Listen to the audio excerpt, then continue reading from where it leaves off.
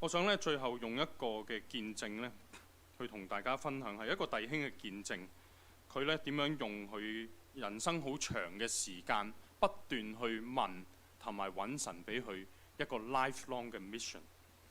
呢個弟兄話咧，佢用咗其實唔止啊，我估，但係咧至少20年嘅時間咧，佢去經歷揾神俾佢嘅帶領。結果係一個好奇妙嘅旅程。我嘗試好簡單咧同大家分享。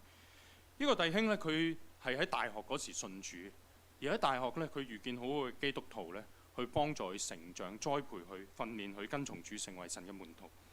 佢係一個大學嘅教授，佢喺大學裏面工作教書，佢接觸好多嘅學生，所以佢好自然去問一個問題：究竟神今日擠我喺呢個環境，係咪想我用我嘅身份，用我教書嘅身份，用我喺大學嘅環境咧，可以接觸啲學生，同佢哋傳福音？佢好自然諗咧，就係咪要做學生工作？咁佢真係咧身體力行咁樣做啊，甚至咧舉家一齊去做。2005年呢，真係20年前啦，佢就同大學去申請咧，佢想做一個宿舍嘅舍監。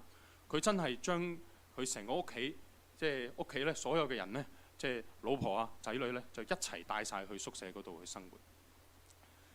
咁你見到都係一個好有心嘅弟兄啦，係咪？都係好熱誠，係好認真想回應住。係做咗5年嘅時候咧，佢發覺似乎咧好似唔係呢個模式咧，係佢最能夠去服侍得好。你知道喺宿舍其實都係好多嘅挑戰嘅，唔係個個人咧可能都好適合咁樣去做呢個嘅角色。咁佢發覺咧，我自己唔算好適合。咁我都試咗5年嘅時間啦，我覺得係時候咧，我應該要退落嚟。其實你諗下嗰份勇氣都唔容易啊！你做咗嗰件事情已經5年，你覺得係神係咪帶我去咁樣做呢？我翻咗5年喎，但係嗰一刻咧，佢覺得佢要翻出嚟，佢咧要再問究竟神咧擠乜嘢嘅計劃喺佢心裏面。出咗嚟之後，2010年呢，佢嘗試做嘅呢，就係因為佢多翻空間啦，咁佢啲仔女都開始大啦，咁佢多翻空間，佢就周圍咧佢睇唔同嘅教會，睇唔同嘅事工，睇唔同嘅機構咧，去睇下佢哋點樣做服侍，揾下究竟有冇啲地方咧係同佢擠喺心裏面嗰個嘅感動咧係好相似，甚至係完全匹配。咁佢發覺咧，佢自己心裏面其實其中一個負擔咧，頭先講唔單止係其實佢想接觸啲學生，就係想接觸人啦，係咪？而其中咧，佢就係好有負擔想去接觸啲家庭。咁咧我諗你知道啦，一個做研究嘅人咧係好仔細嘅。我唔係一個做研究嘅人，所以我講唔到呢個做研究嘅人佢嗰種諗緊啲乜嘢。但係總之你發覺就係8成似9成似都好咧，佢覺得都係唔係嗰樣嘢嚟嘅，未係。相信神咧有其他嘅帶領。佢花咗5年嘅時間不斷去睇唔同嘅嘢，佢發覺有啲又好似，有啲又似，但係又好似唔係。佢繼續問神啊，如果既然呢啲都似乎唔係嘅話，究竟邊一條路先至係呢？結果到2016年呢，神呢將佢心裏面嘅感動再清楚啲。頭先講佢對家庭好有負擔，佢亦都對人嘅工作、對門徒訓練好有負擔。佢2016年開始發覺，原來神呢似乎感動佢將2樣嘢一齊去做，去結合去做。但係過去嗰幾年佢揾嘅時候，佢發覺通常呢，大家都係通常專注發展一方面，即係兩邊都有好多唔同嘅專才，但係一齊擺埋一齊呢，好似未預見到。換言之呢，係一條好新嘅路。其實佢係即係取難捨易啊，咁樣係咪？佢要行一條新嘅路徑，但係佢憑信心咧問神。咁你知道要試新嘅嘢呢，就要有一啲地方有咁嘅空間可以俾佢試。最好就係做新嘅事情。咁其中一個呢，就係佢有機會，長話短説呢，佢能夠接觸到英國嘅教會呢，甚至愛丁堡啊、蘇格蘭嘅地方，比較北嘅地方。你知道移民潮之前嗰啲地方其實呢，冇乜華人嘅牧者同埋冇乜華人嘅信徒，所以佢去到嗰啲地方呢，就好多機會呢，俾佢去將佢諗緊嘅嘢呢試下去實踐出嚟。咁甚至喺國內呢，佢都有機會呢咁樣去做。咁佢越做就越開心啊！即係每一次佢翻完嚟之後呢，佢就會不斷分享，即係佢好興奮，即係覺得哇，見到好多家庭真係佢哋好多需要，但係神呢真係好奇妙嘅工作呢，去轉化佢改變嗰啲家庭。咁佢越做越興奮，興奮到一個地步咧，你發覺咦，佢好似做工都冇咁興奮喎開始。咁佢就開始諗啦，咦，我係咪應該咧要提早退休咧，放低我嘅工作咧，就可以多啲時間去做。佢嗰時嘅計劃咧就係希望可以每年咧有一半嘅時間咧分幾次咧就係香港，跟住又去英國咧，咁樣去幫助同埋去建立咧嗰啲嘅家庭。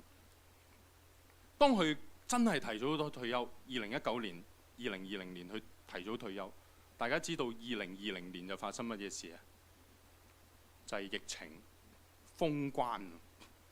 你可以想像下嗰個弟兄心裏面係點樣樣？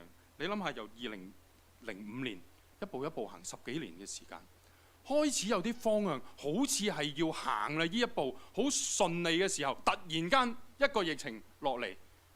你諗下，如果早啲話俾佢知都好啊，係咪？早啲話俾佢知唔使退休住啦，可以繼續打住份工先啦，係咪？但係冇啦，一切已經不能翻轉頭啦。但係你諗翻，就好似尼希米上一次我哋講嗰個經歷，神嘅時間冇出錯過，甚至人以為係唔好嘅時機、唔好嘅 timing 咧，神成就佢奇妙嘅計劃。所以個弟兄講翻就係、原來嗰疫情嗰幾年去唔到周圍走咧。